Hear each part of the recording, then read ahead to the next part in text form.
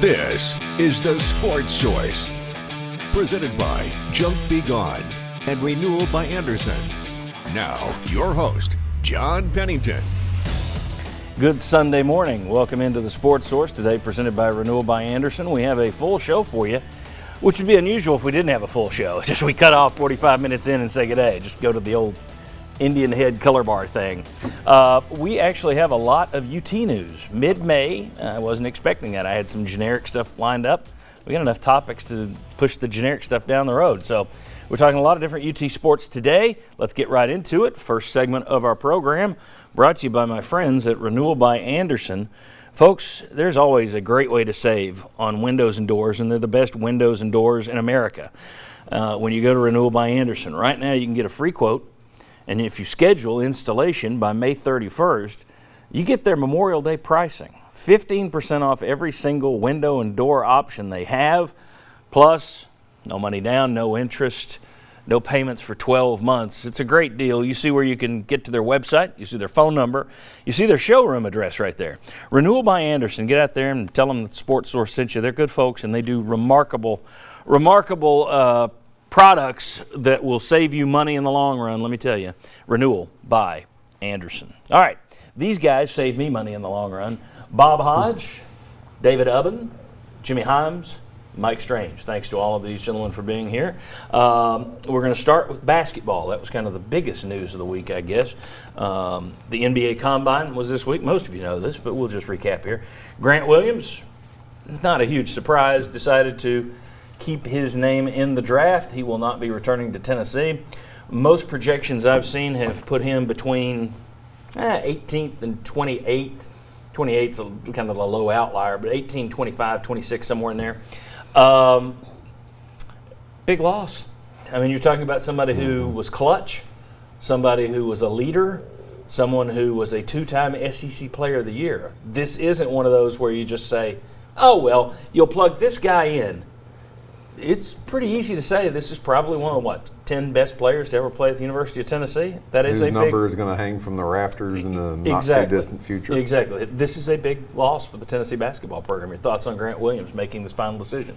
You know, it was not at all surprising, because my thought was this. How does he help himself if he comes back? You risk injury. Remember, as a sophomore, had the back problem, didn't play all that great down the stretch. I just didn't see him helping himself. And he wasn't going to grow any bigger as far as inch-wise and all that stuff. So I just thought that he's going to go, and I thought he would go more or less regardless of where they told him, as long as you're second round. The place where he could help himself is to improve as a three-point shooter, but that's not what Tennessee's going to ask him to do. So it kind of negates what he could do as far as improving himself. He did become a better scorer. He did become a better rebounder, and he did shoot free throws better. So he did those three things from his sophomore to his junior year. But as far as really elevating his stock, he's probably at about as high as he's going to go. And he measured in at less than 6'6", by the way, at the combine. Yeah, I mean, I think when you talk about, the volume of the loss, you can't put a price on a guy that you can just say, hey, here's the ball, go get us a bucket. Mm-hmm. How many of those guys are there in college basketball every single year? Like 10 or 15 maybe, and he was one of the best. And he could do it in a lot of different ways, but just, hey, here's the ball in the high post, go get us 2 points. When you don't have that, you have a markedly different team. So, yeah, a gigantic loss for Tennessee. You also had a guy that, some of the talk has been he winds up getting a lot of fouls called on him. Well, he gets even more fouls called on the other team. Sure. And that's something that Tennessee's going to miss next year. They went to the line a lot this year, and in part, a great deal of that was Grant Williams drawing fouls left and right. So much so that some of the SEC coaches in one of those anonymous things talked about, well, when he's flopping, if the refs in the SEC are protecting him, you're in trouble. That's a hidden part of his game that I think is going to be missing next year. Mike Strange. I'd like to go back 3 years to the summer when that signing class was getting ready to come in. You got Grant Williams, Jordan Bowden, Bone, Fulkerson, Jalen Johnson, and say, okay, one of these guys is going to be have his jersey hanging in the rafters. One of these guys is going to be two-time SEC Player of the Year. And I wonder if we took a poll then, would Grant Williams have been the choice? I said none of the above. Dartboard. Yeah, tremendous improvement. And that's something we'll get into in the next segment, too, is he and some of the other guys you're leaving were, Barnes coached them. There's no question. He did a great job coaching them up. but they also coached themselves a lot. He was a self-motivated guy, very unique individual. We all know the story of the parents and his background. That's a big hole to fill right now. Another possible hole that's likely to be there is Jordan Bone. He went out and starred in the tests, the drills, in terms of the speed drills, the agility drills, the leaping drills. He finished first ahead of all the other prospects there time and time again.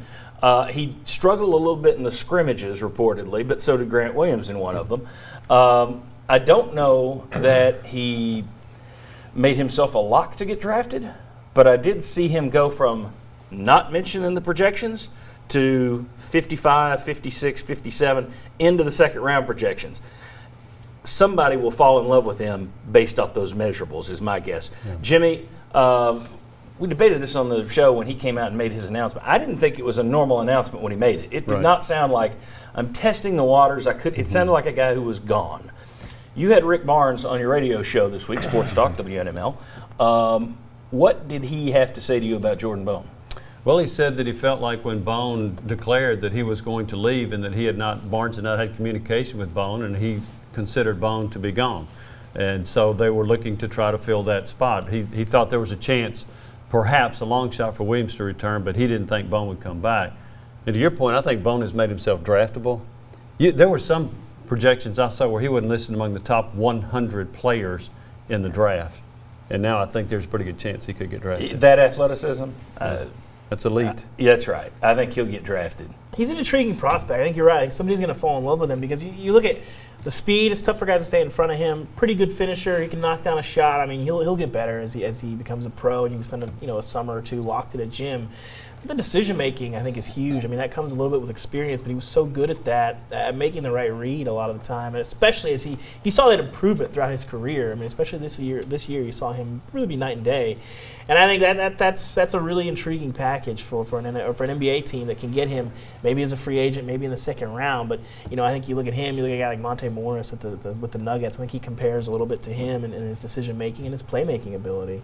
I think he is a guy, unlike Grant. I think he could have improved himself coming back. I think he could. It's possible. I think he could have improved his three-point shooting and been on the lock next year. But see, that's exactly what I was going to say. And plus, with this team going the way it's going by losing Schofield and losing Williams, it's going to be a much more guard-driven team. And I think it would have been a chance for him to really showcase what he can do. So I agree with Mike. I think he could have helped himself by coming back and actually possibly even being the focal point of the team. Sounds like a guy, though, who is ready to, if my career takes me to Greece, then I'm going to go to Greece. If it takes me to Des Moines to play in the G League, that's where I'm going. So, and it's funny, we talked a month or two ago about this, and Mike, you brought up a good point. I said, maybe he's looking at Josh Richardson and saying, here was a guy who was not projected to go big. I'm going to leave early because look what he did once he got into the league. He proved what he could do. You had it the other way around, which was Richardson came back. And made himself an NBA draftee by coming back as a senior. Yeah. All right. Two other things to mention. We didn't mention it. I can't remember if we mentioned it last week or not, but Derek Walker, as you know, has transferred to Nebraska. I don't think that was a shock inside the program. I think outside, a lot of people went, I didn't think he'd be the one to go. I think we actually toyed with it on our big board in a show a few weeks ago where we looked at who might transfer out. We didn't have Derek Walker on there. He's out. Tennessee, we told you about it, the 6'8" kid from Finland that they signed, they lined up with a commitment this past week, said that last Sunday. But then they've also got a kid from Arizona State, 7-footer, Uros Plavsic. No one's going to correct me. You don't know how to pronounce it either, unless you're Uros Plavsic. And I just messed up your name for pronouncing it a different way. Transferring in from Arizona State, he redshirted last year at Arizona State. Who knows what you're going to get there. So they do have a big man. Don't know how good the big man is, but we shall see. All right, when we come back, what does Tennessee look like now with all the guys that are gone for next year? And could it have been a worse year for Rick Barnes to have to go through a rebuild? We'll discuss. Come on back. McLean's Painting, Knoxville's #1 painters since 1999. We turn your dream home into your reality. Visit McLeansPainting.com or call 769-8134 to set up your free estimate.